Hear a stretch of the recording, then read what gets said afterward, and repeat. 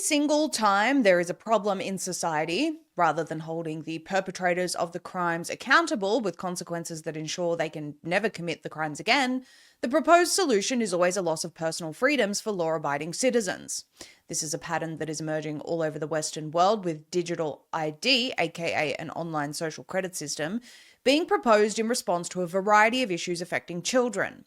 Instead of holding platforms that foster an environment of pedophilia to account, they're telling adults that they need to be identified when using the internet instead. And that is certainly the case with this latest Roblox saga. So to give you a little bit of background on this, in case you're not familiar, Roblox's child predator problem just got weirder. This is from the Vigilant Fox's Substack. It says every month, 380 million users log into Roblox, a massively popular mobile game and console game among children. The platform boasts more custom-made games from users than you could ever count, giving Roblox virtually infinite replayability. However, some of these custom games have become a magnet for child predators. A horrific example is XYZ Public Bathroom Simulator, a game where it is commonplace to see naked avatars or predators showering with kids. That's the whole premise of the game, according to 22-year-old Roblox YouTuber Schlep.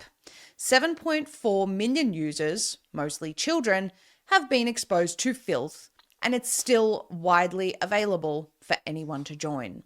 Schlep has been exposing how there are so many predators on the Roblox platform that it's actually unreal.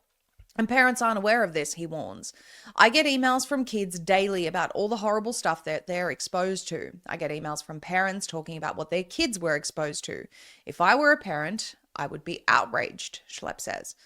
And according to Schlep, his efforts have even led to the arrest of 6 different child predators over the past year, something that he says law enforcement is glad when people give them this information. Here is one of those arrests in action, and you can watch that arrest on the article. It's embedded in there. Now, how did Roblox respond to Schlep helping get child predators on their platform arrested? Well, the company sent him a cease and desist letter and terminated all his accounts. A glaring example where reporting a crime is punished more harshly than the crime itself. According to India Times, Roblox accused Schlep of sharing or soliciting personally identifiable information. Schlep was gobsmacked and wondered if Roblox was referring to the practice of turning over the information of predators to police. Quote, like, does Roblox understand that, he asked. And Schlep defended his actions, saying his efforts were in good faith and aligned with the same tactics used by law enforcement. Schlep has drawn overwhelming community support, with most users siding with him over Roblox. On Our Games, one Redditor delivered a scathing statement on the Schlep case, receiving the most upvoted comment. It says, "History has proven again and again that it's infinitely easier for corporations to silence and censor whistleblowers than actually work on fixing whatever issue they're bringing attention to. Roblox doesn't have a child predator issue if no one's able to report on it.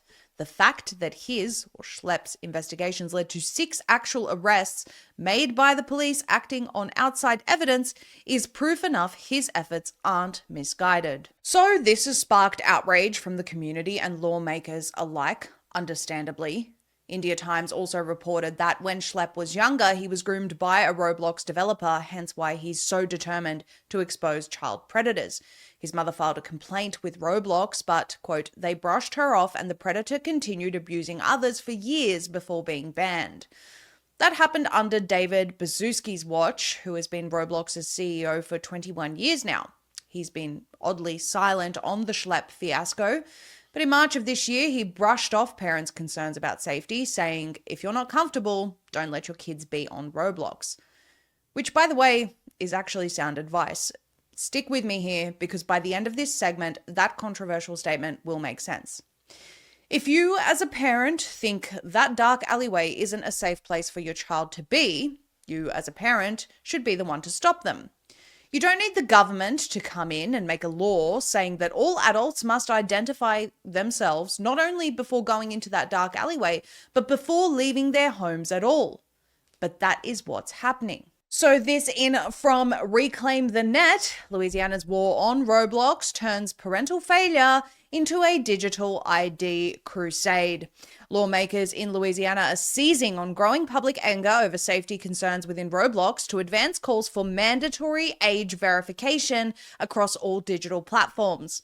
Attorney General Liz Murrill filed a lawsuit on Thursday targeting the massively popular online gaming site, accusing it of fostering conditions that allow child predators to operate with little resistance. You can see they've obtained a copy of the complaint, which everyone can view on their site.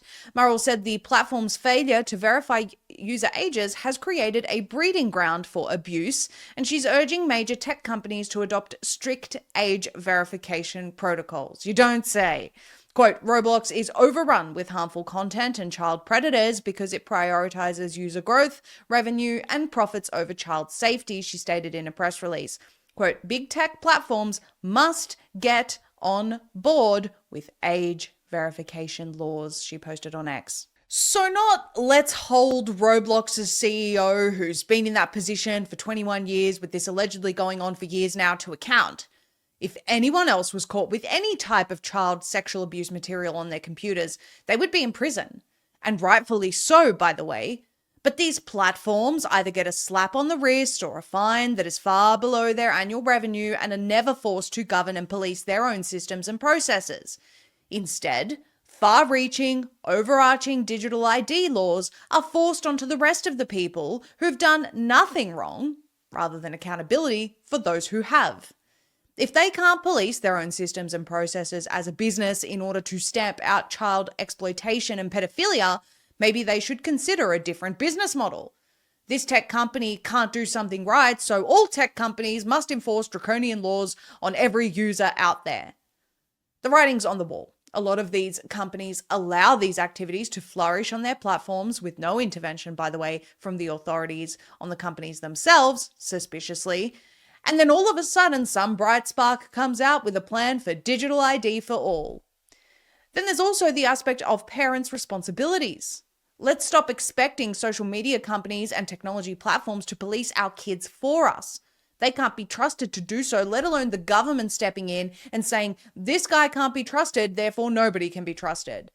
Put some responsibility back onto the parents and parenting before you end up like Australia, who, as of December this year, by the way, will require all adults to verify themselves to even use a Google search.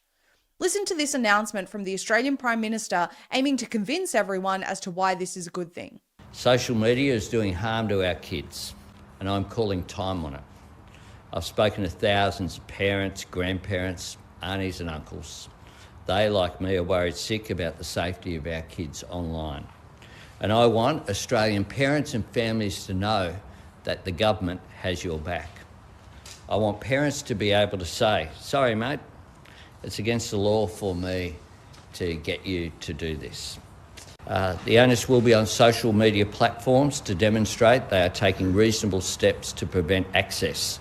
The onus won't be on parents or young people.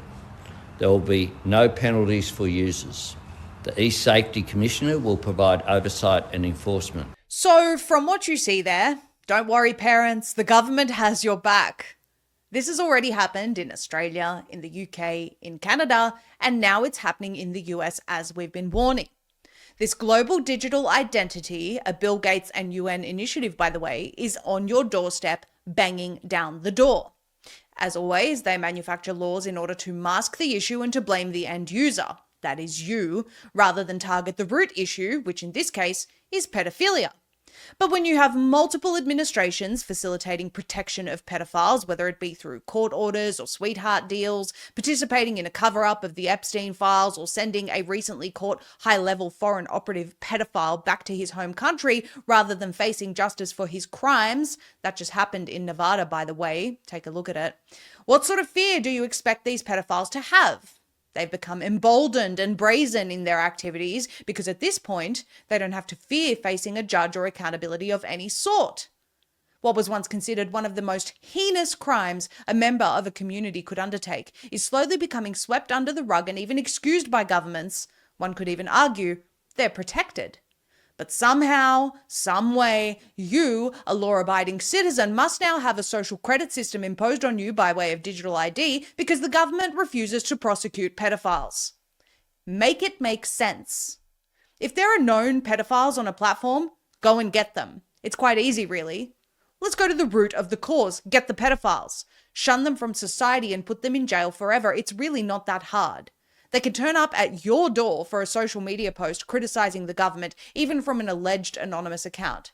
So we're pretty sure they can figure out a way to stamp out pedophilia that doesn't involve imposing draconian laws on the masses who've done nothing wrong.